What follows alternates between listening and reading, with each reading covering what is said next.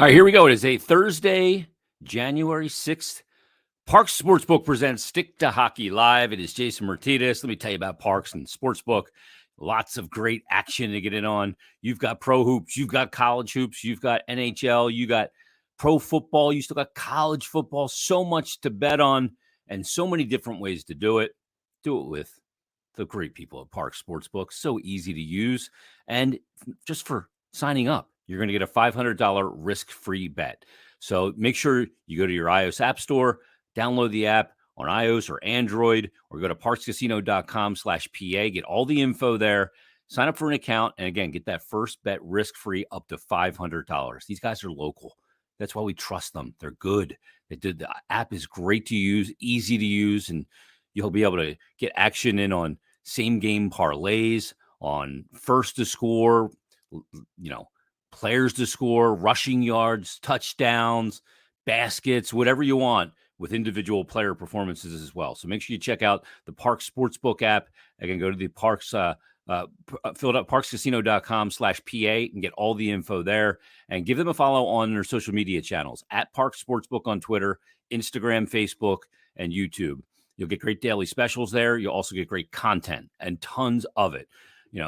Mike Quick is on there with Rich Gannon, and you've got Natalie and Sam and everybody. It's great content and great daily specials as well. So make sure you get the Parx Sportsbook app. Now, coming up in this episode, we're going to get to Tone's Takes. He had a really good week last week with his picks. We'll get to Tone's Takes coming up in the second part of the show today. And in the first part, we'll talk with Brian Metzer, who is the radio host for the Pittsburgh Penguins. Before we get to that, though, the Flyers and the Penguins tonight. Flyers are without a ton of players. 2 more players added to COVID protocol yesterday. That was Travis Sanheim and Travis Konechny. They each went into COVID protocol. So here's the players that are in protocol for the Flyers now. Konechny, Sanheim, Giroux, Provorov, Jackson Cates, and Nick Seeler. Injured for the Flyers, Sean Couturier, Ryan Ellis, Derek Brassard, and Nate Thompson. I mean, all the guys that aren't available tonight almost make a pretty good hockey team. It's just insane. I don't know what the tipping point is for the NHL to make the decision to go, okay, we're pushing forward and we're playing games to, okay, that's too many guys out now on COVID protocol, so we'll postpone the game. I don't know what that is. Nobody knows. It's not written anywhere that we've seen in any of the return to play protocols or anything, but the Flyers are going to be severely shorthanded tonight. Now, the Penguins, look, they were severely shorthanded earlier in the season. They had to plow through it as well. They didn't have Crosby and Malkin, and Malkin's still out. He won't be in the game tonight. So every team is dealing with it, but when you get to this kind of number with that many players not being available, it's tough. And, Carter Hart was very, very critical of the NHL testing policy the other night, saying that it's a joke. Players are unavailable to play and going into protocol with 0 symptoms. And why are we even being tested? The NHL needs to change its testing policy. I don't know that that's going to change anytime soon because you're dealing with the Canadian government and the United States government, and you cannot give one set of teams south of the border in the U.S. an advantage that the teams north of the border don't get. So I don't know what the answer is to it, but that's a lot of players out tonight. I mean, some really important players. I know Konechny hasn't scored in 17 games, but he drives a lot of offense. Sanheim is a second-pair defenseman. Giroux has been your best forward. Ivan Provorov is one of your top-pairing defenders. I know he's not having a great year, but when you lose those guys and then you have to go to a backup or, next man up, yeah, that's fun to say, next man up. Oh, that's great. Next man up is not the man. It's his turn. But he's only getting that because the player is unavailable in COVID protocol or injury. So this is a tough spot for the Flyers, but they're going to have to plow through it tonight. To talk about that game and much more from the Pittsburgh Radio Network, he is the host. It is Brian Metzer, joins us on Parx Sportsbook Presents Stick to Hockey Live. What's going on, Brian? How you doing? I'm good. It's great to finally catch up with you. Thanks for having me on your program. I know we've interacted on Twitter a bit over the last year or so since we crossed paths, but I'm excited for this chance to catch up with you. So you're basically the me in Pittsburgh. So what exactly is the job that you do? So the listeners know what you do kind of day to day with the Penguins. I do all of the intermission reports for the game broadcast on the Penguins radio network, and I handle the post-game show with Paul Steigerwald. We also do a Saturday morning show in Pittsburgh on our local affiliate 105.9 The X, which I believe is picked up by most of our affiliate stations as well. That's at 9 a.m. on Saturday mornings. And that's kind of like a weekly recap show of the week that was in Penguins hockey. And we do like a recap in the first part of the show and then cover news, notes, maybe have a guest, that kind of thing as we move through the program. So I've been doing that for the most part since probably 2015, 2016, but I was working for the Penguins radio network in some other capacities as far back as 2012. And I've covered the team in general since 2006. So I've been able to cover the entirety of Sidney Crosby and Evgeny Malkin here, minus Sid's first season. I wasn't covering the team yet, but I've been around for years, as you said, and I've worked for NHL.com, Beaver County Times, Versus.com whenever that was in effect. Years ago, I did some writing for Hockey Buzz. That was one of my first things that I was able to do back in the early days of my tenure covering the National Hockey League. And I'm still a Pittsburgh affiliate for, they have me on to talk Pens on XM radio a lot with NHL Network Radio. So been able to be a part of that since day one with all the different hosts over there. And I would say I'm most often talking with Boomer Gordon in the afternoons whenever I'm on. Yeah, Jim's a real good guy on Sirius XM. Let me ask you this, because, you know, in Philadelphia and around the National Hockey League, there's this kind of narrative like, okay, here's the year where Pittsburgh's going to drop off. You know, they got to rebuild, they got to retool, they're getting old, and, you know, Malkin's not available for the first part of the season. Sid was out, the whole thing. But now I see a team that's rattled off 9 straight wins. They're 14-2-1 in their last 17. So, you know, any thoughts of their demise are greatly exaggerated right now. How good are they playing? Well, it's funny because I feel like over the last handful of years that's been the narrative. The Penguins are done. This is, you know, their last hurrah is over. They're aging out. They can't find a way. And scary to think that was being said before the 16 and 17 runs, whenever they did that. And it was kind of a crazy turn of events that they went on to win 2 Stanley Cups, and then that changed the thinking. But now they've only won 1 playoff series in like their last 11 or something like that. Ridiculous. It's been a really ugly turn of events in terms of playoff success. So people are starting to talk that way again. But to your point, they just find ways to plug and play new players all the time. And I think a lot of that has to do with Mike Sullivan's leadership. He has done a tremendous job over the years of offsetting injuries, be it significant ones to his big guys, lesser ones to middle tier players. Doesn't matter if it was COVID now or what it has come down the pike. They've been finding ways to win hockey games. And coming into this year, they made a couple of really under the radar free agent acquisitions that have paid off in huge dividends.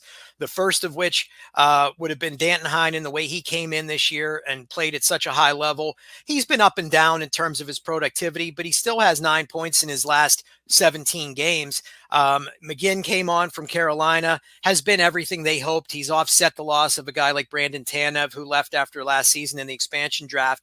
But we can't give superlatives without mentioning Evan Rodriguez. Yeah. This is a guy that has been in and out of town a couple of different times, but he's come on right now. He's a point a game player over this last 17 game stretch, seems to get on the board every single night. And the reason I'm looking at this span of 11, 18, 21 to today is because right around the 18th of November is when the Penguins got through a little bit of a rough stretch. They played a pretty effective game against the Buffalo Sabres in which they lost. I think it was 2-1, but they played a great third period. And from then on, they have been rolling. They had a little bit of a winning streak, dropped a couple, and now have reeled off 9 straight. So they are just playing solid hockey in all facets of their game. They attack with speed. They forecheck like crazy. They have good goaltending. I mean, Tristan Jarry has been a revelation this year. No one really anticipated that sort of bounce back after the way things ended for them last year. But when you put that all together with the star power that they're still able to boast, Sidney Crosby over the span I just mentioned has 21 points in those 17 games. So this is a team that seems to be clicking on all cylinders, just getting healthier, still don't have Jeff Carter, still don't have Evgeny Malkin. So who knows where they could still go beyond where they are right now. But not to get too long-winded on you, they have just found a way to do everything fairly well, and they don't make a lot of mistakes, when they do, they clean them up quickly and they don't let them snowball. And they've just been able to be successful because of all those things I mentioned. Yeah, and the thing is, they do play with a lot of discipline, a lot of structure. So when guys are out of the lineup, it mitigates the damage that can be done. What is the latest on Malkin? Because I talked to Frank Saravalli a little while back, and he said, this was back in October. He said, I'm hearing not until after the new year. At that time, that was kind of breaking news. What is the latest on Malkin? And the crazy thing is, some of us were hoping he might get back right ahead of the holiday break. Well, then they didn't play a lot in those 2 weeks over Christmas and New Year's. So that gave him even more time to get himself ready to go. I will say he has been practicing hard with the group. He's been going through I think he just got back to contact about a week or so ago and has looked very good in doing so. He commented that his knee feels 200 times better than it did even last year before he was injured. And he thinks he can play for a number of more seasons. And I fully anticipate he's not going to play against the Flyers today, but we think that he will be back in the mix as soon as Saturday when they go into Dallas for a game against the Stars. That's something that we have kind of circled on our calendars as a game that he might make his season debut. And then, of course, you just wonder exactly what the line combos will be, because they've had so many different guys thrive in the center role this year. Jeff Carter's on the scene now. Rodriguez has played center and wing. Drew O'Connor has done some playing at the center position. Bluger obviously has risen to that occasion as well as being a very solid center for them. So they have, if nothing else, they have options, but I think there's a chance that we will see Gino as soon as Saturday. And if not, then maybe one of those first games on their Western road trip whenever they take off to those starting on Tuesday night. Well, it'll be interesting if the team's riding a 9-game win streak right now, and to throw, Malkin back into the mix. It's almost weird. It's almost a no-win situation for the player, right? He comes in, if they lose a game, it's like, oh, see, he's back. Now we lose. Why'd you even put him in? Yep. If he comes back and they keep motoring, oh, look, they're just a better team. It's like, there's no way to win with that. I know you mentioned Carter. Jeff Carter is out. He had the COVID situation. So did Kasperi Kapanen. What's the latest on those two for the availability tonight? Well, Kapanen just made his return. He was in the lineup last night. St. Louis, yeah. Yeah, and the bad thing is, and you guys probably have noticed this from afar, he doesn't look like the player he was even last year for the Penguins. He's been very nondescript. He's putting up some points, but he's not scoring goals the way they anticipated. Doesn't go to the net as much as they want him to. And this is going to sound like the probably most mean thing I could say.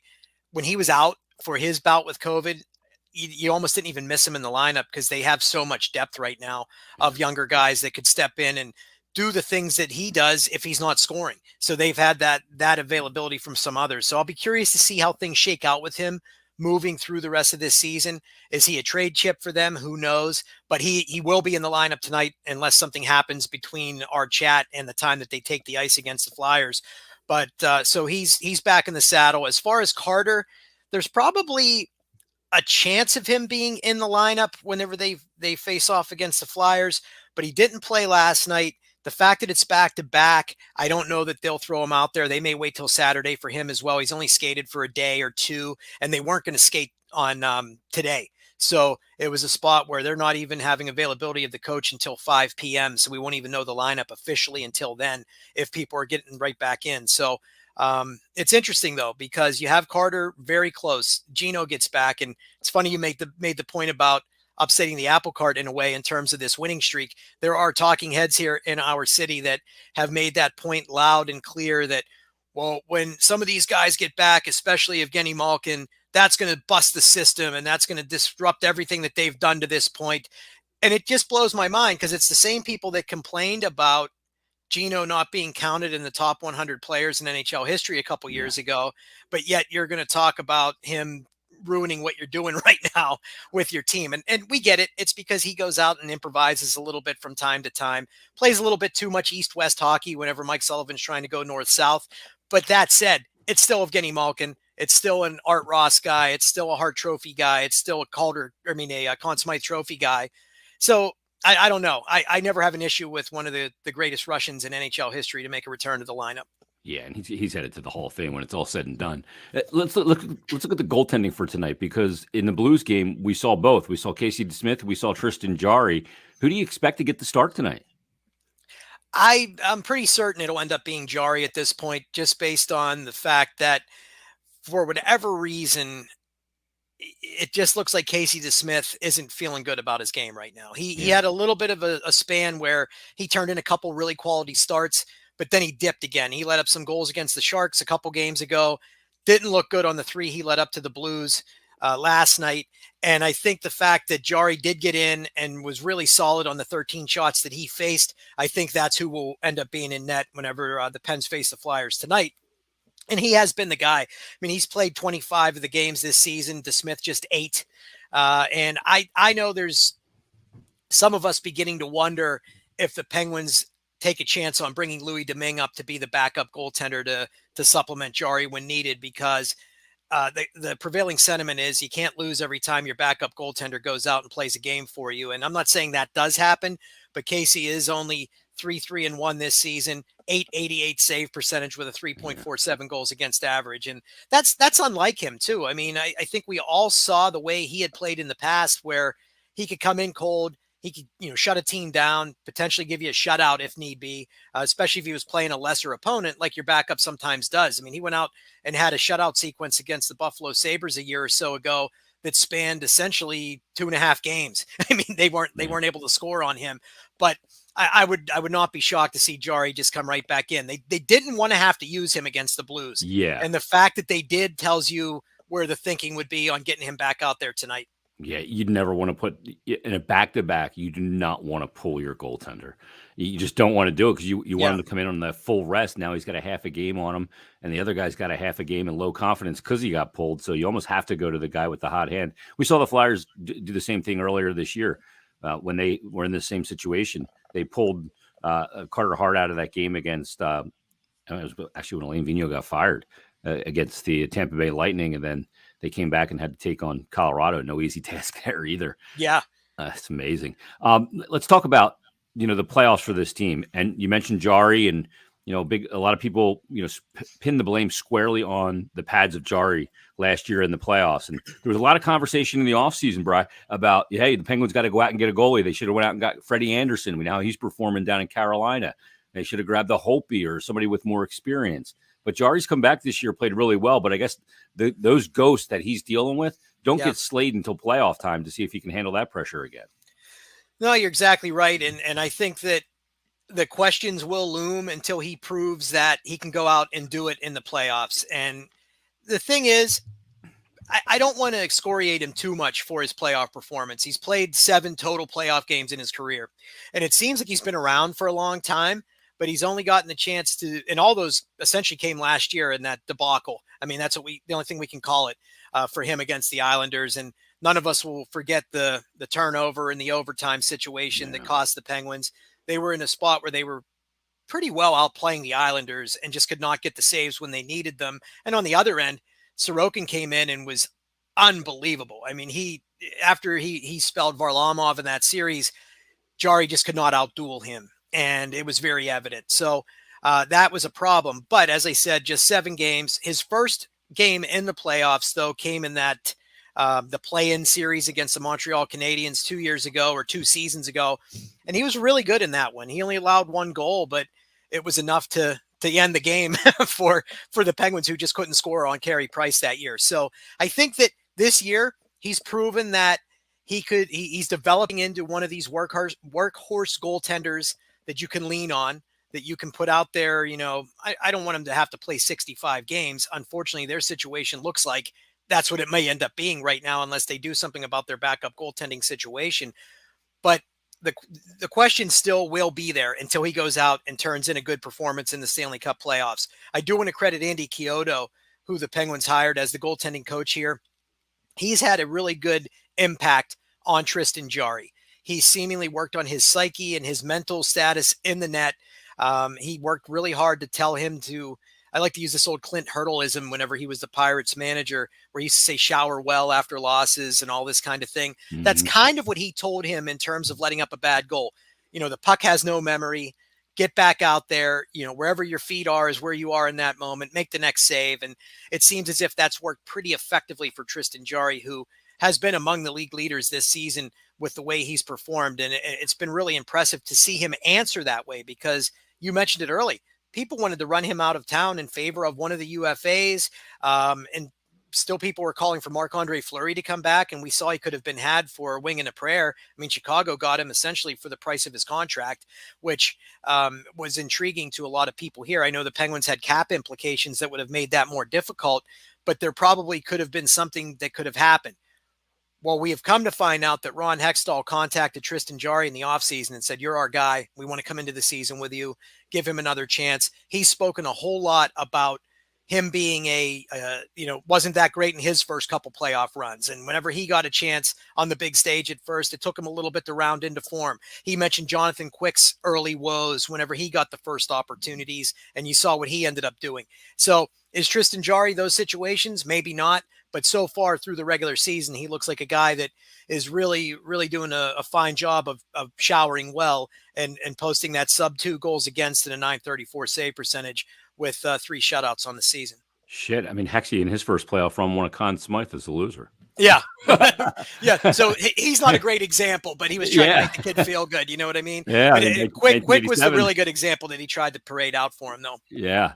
No, having a goalie as your GM is something that can really help a goaltender, and because Ron knows, the ups and downs mentally of the position and how a goalie goes into an off season when there's, whether it's fair or not, the perception that you lost the playoff series for the team.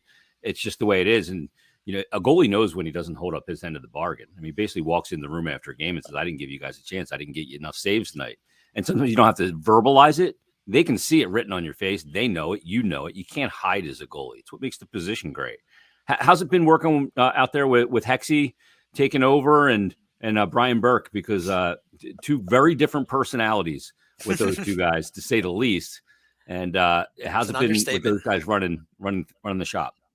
Yeah, it's been great. It seems as if Brian Burke is the guy that does a lot of the old Jim Rutherford stuff of getting himself out there and doing like the Sportsnet interviews and being the focal point for that kind of thing, while Ron Hextall is just studious and going about his business behind the scenes and kind of working all the levers, so to speak, like the Wizard of Oz. I think it's been a pretty good working dynamic, and that was the speculation here, was how would that work with the Penguins management dealing with the general manager? And when I say that, I mean like David Morehouse's involvement with the hockey ops side of things. And it seemed as if that was something that may have ruffled feathers with Ray Shero and Jim Rutherford by the ends of their tenures in Pittsburgh. And I think that's probably why Brian Burke also came in as the president of hockey ops, because there's that little bit of a buffer between the president of the organization and the CEO of the organization and the general manager. So Ron Hextall doesn't have to necessarily have those day-to-day conversations in the same way, and Berkey can offset that. But to your point, which is funny, is they are such contrasting personalities. No. Ron Hextall's kind of low key, and which is funny because the way he played was not low key at all. He was right in your face. But he is a very low-key guy. The only thing that I'm disappointed about with them coming on board is that they started in the middle of the COVID world, because our interactions with them have been much lesser than they might have been in normal circumstance. But I've also enjoyed watching the local beat reporters transition a little bit, because they were so used to picking up the phone and texting Jim Rutherford or calling Jim Rutherford for a quote, a comment, asking him about a rumor. You can't do that with Ron Hextall. You don't have that open door. He meets with the media, but it's scheduled. You know what I mean? Yeah. There are these moments where, okay, the GM's going to talk, Berkey's going to talk. You don't have that option to just call the general manager the way that they did before. And I smile a little because it makes these guys kind of work for their breadcrumbs a little bit more than they had to do over the last couple of years. Because Jim Rutherford would pretty much tell you, I'm working on acquiring player X, and I'm probably going to trade this guy for him. You can write it if you want. Rutherford basically made a trade every 4 hockey days. That was like the number broke because nobody made more moves than he did. Yes. And Hexie's a much more patient man. Yes. That's also an understatement. He is very patient. It was interesting. He's essentially made 2 trades, you know what I mean, since he's come on board. There's been a couple other little moves, but last year getting Jeff Carter which kudos to the fact that he was here. I'm not sure the Penguins get Jeff Carter if not for Ron Hextall's involvement with the team, because he was kind of content hanging out in LA and looks like an invigorated player. He looks like a younger version of himself since he got here. I'm not sure if you guys noticed that, but then the deal that Hextall just pulled off, bringing in Nylander for Sam Lafferty yesterday. And I still think that was more to bolster the Wilkes-Barre Scranton Penguins. So it's not even an impactful deal for the NHL level at this moment, but it really speaks to his patience in pure contrast to what Jim Rutherford had done in the past. Yeah, no doubt about it. Well, it's the Flyers and Penguins tonight. Brian, I appreciate you doing this. Thanks as always. Stay safe out there in Pittsburgh, and we'll talk again soon, man. Thanks for doing it.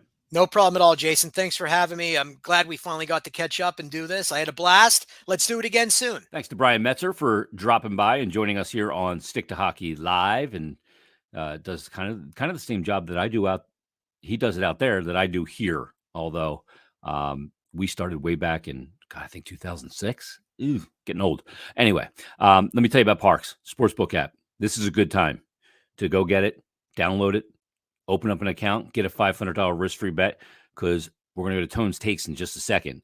And Tone's Takes is going to give you areas to put your money to help grow your money. So, again, get the Parx Sportsbook app. It's real simple to do. And download it on your phone or go to parxcasino.com/PA and get that $500 risk-free bet. And again, follow Parx on Twitter at Parx Sportsbook, on all the social media channels, Instagram, Facebook, YouTube, all there. You'll get great content and you'll get great daily specials as well. So right now it's time for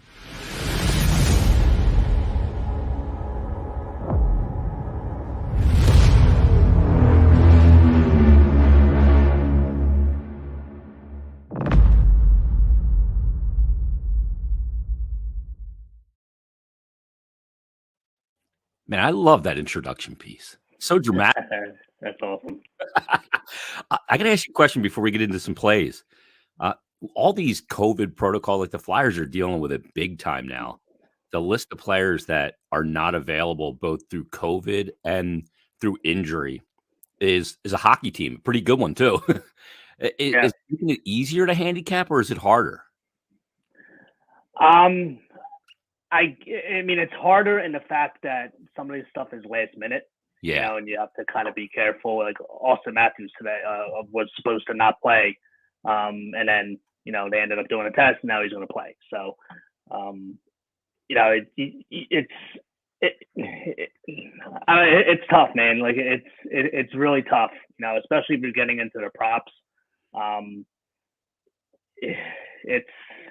mean, you just, like if you know, like if you're an over better like I am, to be honest, this is going to keep leading to some overs because there's so much discombobulation in the lineup. Yeah, you know, you might not find continuity a little bit. So in that case, I think you're going to keep seeing goals being scored. Where in another case, I don't think it's all just coming out of the break that all these goals are being scored. Yeah. I think it has a lot to do with guys like in and out of the lineup. So. Yeah, a lack of structure. Have to keep right, exactly. You just have to keep a close eye on it, and you know, watch the reports, and you don't want to put plays in too early. You want to you know, make sure you read up and do your homework, because you know you can really get burned if you're a little over anxious with some of this stuff that's going on. Yeah, the landscape of you know, could change so quickly. Of, you know, the landscape of competition in a game can change. Yep. Sometimes even just, you know, that's why in-game betting and play-by-play betting is great, because for the most part, you know that once they start, they're probably going to finish. Unless, well, Morgan Frost didn't. He got pulled out of that one game, but it's a new dynamic added to an already very difficult thing to do, to pick games. And your record last week, 22-15-1, plus 9.47 units, 5-1 on sides, and 8-4-1 in totals. Man, you had a good week. Yeah, that was the best week of the year, honestly. So, you know, hopefully we can you know, keep it going. So it's good. It's been a nice little run. So. You know? Yeah, I know that Tampa game, you were really big on that shot total on shots on goal. Yeah, and I even mentioned the live bet on that, and I ended up taking it at 9.5 at plus like 115. I think what it was. I forgot what the score was, but I got it 9.5 in like the third period, and you know, I hit that one too. So that was a nice one. Let's get into the plays for tonight, Thursday, the 6th of January. You like Minnesota? You like over the 3 and plus 133 on the alternate line? Yeah, I think there's some value in this bet. I mean, you could get 2.5 at minus 130, but I always like to reduce juice, and I'll take a shot that it ends in a push. I mean, it's not a loss, so I think I can see Minnesota getting 4 goals here. They score on the road. Boston is not the same Boston as we're used to. They give up goals, give up 2.8 goals at home. Swayman is already confirmed. He has a .900 save percentage at home. Minnesota's calling up a couple prospects, our top 2, winger Matt Boldy and center Marco Rossi. I think it's going to provide them a little spark. They've lost a few games in a row here. I think they're going to, play with some jump, and I can definitely see them at least getting to 3. So I'll take a shot if they get 4 and get that nice plus money buyback. One of the things I like playing is first period, first to score, goal scorers a lot. And I know that in this Florida game, Florida-Dallas, you like the first period here in Florida side. Yeah, I'm going to take a shot at first period minus a half plus 170. It's not a typical bet I would make aside from the break, because Dallas has shut down good offensive teams at home. They shut down Carolina. They shut down Edmonton. They shut down Colorado. But I think off the break, Dallas hasn't played since the 20th, I believe. Yep. Florida plays with a fast pace. I think it's going to take that. And Dallas is one of those structured teams, especially on home ice. They have the matchups. They're a very structured home team. There's a lot different on the road, so you can tell that's a big part of it. So I think Florida can come out and get an early lead here, and plus 170. I mean, given this spot, I think it's a ton of value. So I was stunned the other night when I looked at the card. I think it was Monday. Yeah, it was Monday when Edmonton was playing against the Rangers, and Edmonton was a favorite at the Garden. I couldn't believe my eyes when I saw that. I know. Yeah. That made no sense to me. Yeah, I think that's more of the Edmonton name on that. I mean, they are really struggling this year. I mean, Dave Tippett's in a boatload of trouble, I think. So if they don't start to get going here, they don't want to wait too long and have to make a move. So yeah, he's about 5 steps into a 6-step plank right now. Yep. He threw his goalie. He threw Mikko Koskinen right under the bus the other day too. Yep. Yeah, it's a little bit of a meltdown going on up there. It's a shame. I don't know if Connor's ever going to, you want to see him have success. He's a great player, but I don't know. It gets to a point where, I don't know if he's going to be able to have it up there. So yeah, he might be making too much money. Yeah. That could be part of it. They can't put a team around him. So yeah, I mean that's got to be part of the equation. Let's look at that Tampa team. So many of those guys are getting paid under market value, but they have a team because they can pay more guys. They also don't have income tax, so that helps. Right. Yeah. Let's look at the Ranger game, because the Rangers right now sitting at the top of the Metro. They're surprising a lot of people. I thought they'd be better, Tone. I didn't think they'd be this good, and they're consistent at this point as well. I think they're just a good hockey team. It's not, hey, they're a team just playing good, maybe above their head. I think they are what they are, and they are what their record says they are. But you like the Rangers tonight? Yeah, I do. They're 12-5-2 on the road. Jeez. They don't have Panarin, but I don't with this team. Gallant's a good coach. He's a very good coach. He's going back to Vegas for this game, which is another reason why I like him. Vegas just beat the Rangers in New York out of the break. They have their own injuries that they're dealing with. Pax Reddy's out, Stone's out, Martinez is out. And when Vegas has had these injuries, they've struggled. Earlier in the year, they had a few guys out. They struggled to get going. And I know they lost 2 home games in a row. But, I mean, especially if Shesterkin goes, I mean, at plus 126, I really like this value in the Rangers. I mean, like you said, they are a good team. They started out the season okay, but they're hitting their stride now. So. Yeah. And this is a situation, too, where I think those Ranger players, new coach, season's going well. They want to do everything for them. And the best thing they can do for their new coach, for Gerard Gallant, is go into his old place where he felt like he got wronged. I think he did get wronged. Absolutely. And got let go there. And they're going to go in there and they're going to play for him hard. I think that's a great spot. Yeah, I remember that picture of him out there in a taxi cab waiting to leave the arena. Well, that was in Florida. Yeah, that's when he got that was in Florida. Okay, yeah. They called it the car service. It was like, geez, you didn't have a cab ready for the guy. Yeah, right. Right after the game, they zipped them. All right, great stuff. So we got 3, or we got to have 3 plays. You got the over in the Minnesota game and that alternate line. You got the Florida Panther first period, and then you got the Rangers as well. So good card tonight, and best of luck. Where can people get all your info at, Tone? At Tone's Takes on Twitter, post plays daily. Get into the into the props as well. So great stuff, Tone. Thanks for doing this as always. All right, thank you, Jason. Appreciate it. All right, there it is, Tone's Takes, and Tone's been doing really well. So make sure you grab that Parx Sportsbook app, open it up, put some of that action in on Tone's suggestions, and follow him at Tone's Takes on Twitter, because you can get the plays that he puts out there as well. All right, that's going to put a wrap on this episode of Parx Sportsbook Presents Stick to Hockey Live. We'll be back on Monday. Another brand new episode. A couple more Flyers games will be in the books, and we'll talk to you on a brand new episode of Stick to Hockey Live coming up Monday.